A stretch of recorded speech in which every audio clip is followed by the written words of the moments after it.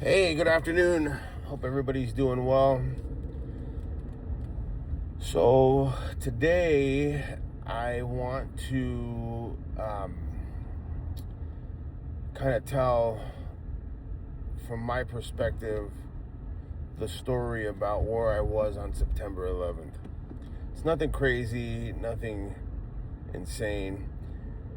I was part of a conversation with these two people who were talking about where they were on September 11th, and I guess to them it was like this huge deal, and it was kind of funny and ironic because I like wanted to tell them my story, but they were so busy going on and on about each other's story that I don't think anybody realized that I never told my story. So here I am telling my story. So September 11th, 2001. Sinclair was about a year and a half, and little Richie was a couple of months old. And I was living over by the old neighborhood off of Cave Creek and Greenway Road, actually off of Cave Creek and Nisbet. And I was working at DMS. And I had a shift that started a little bit later in the morning. So the first tower had already hit. And I get in the van and I'm driving towards work, which is only like 2 or 3 miles away. And Howard Stern is on the radio, and he's talking about like the devastation that he sees out the window that he's looking out of at that exact moment. And he's just going on and on about what he sees, and I'm like thinking to myself, what is going on? What is he talking about? And I remember pulling up to the workplace, which was in like a little strip mall, and there being, I don't know, everybody that was supposed to be inside the building working was outside in the parking lot. And I'm like, what is going on? And I get out of the van and I walk into the building. I start walking towards the building through the crowd, and I'm like, what's going on? I remember somebody telling me we've been attacked. New York was attacked. And I was like, oh, then it starts to make sense. Okay, that's what he was talking about. And then people were talking about war and all this stuff. And of course, you just want answers at that point. You don't know, you don't have any details, you just want answers. And so I walk into the office. Hold on, this guy's getting ready to try to hit me. I walk into the office and I start talking to management. I'm trying to get answers, and they're like, we need a TV. We need to figure out if we can get the news on. And so we pull a TV out into the main area. Nobody's working. Everybody is just wandering around. And so we finally get the TV on, and now everybody's gathered around the TV. Some people had left. The Pentagon had already been hit. There was a guy whose father was in the Pentagon working, who was like in the corner, and he's crying, and all these people are around him.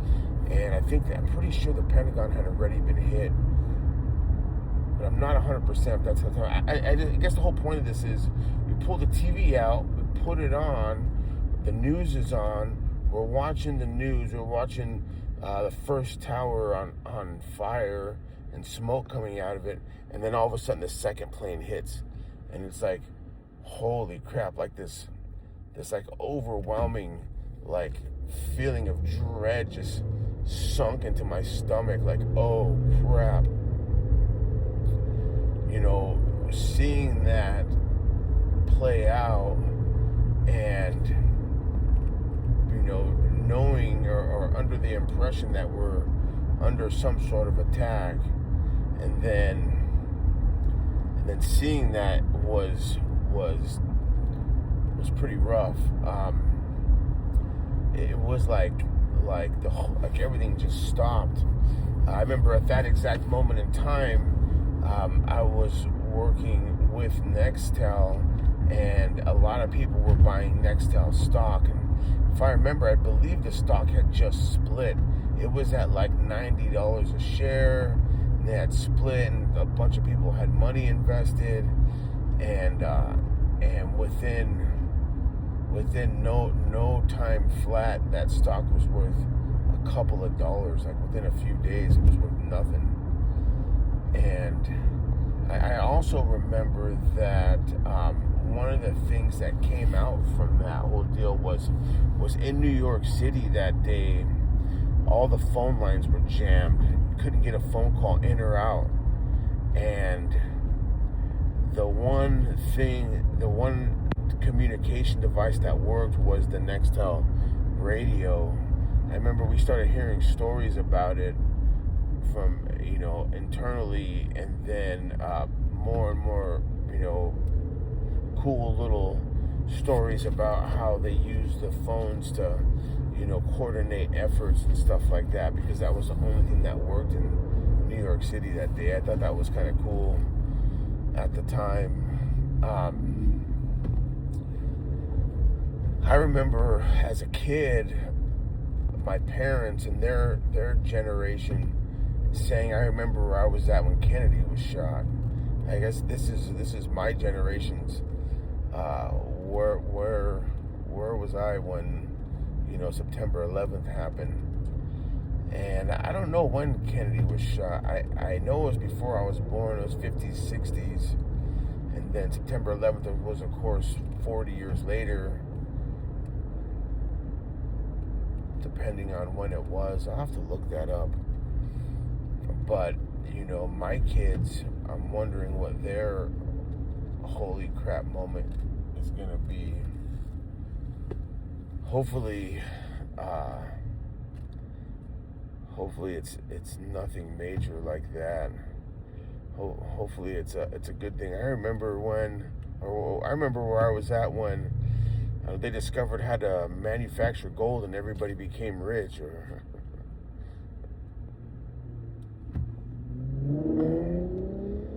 I don't know. I remember where they were at when they discovered that the government was corrupt, and they ran. Then somebody actually drained the swamp.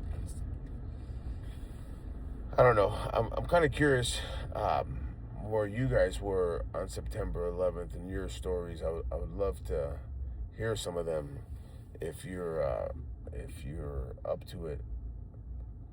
It was a crazy time, and I remember at the time thinking to myself,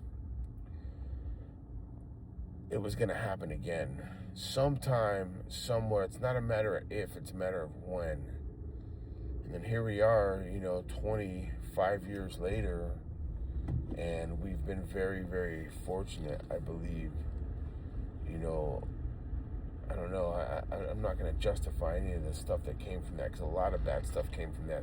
I mean, I don't know if you're aware, but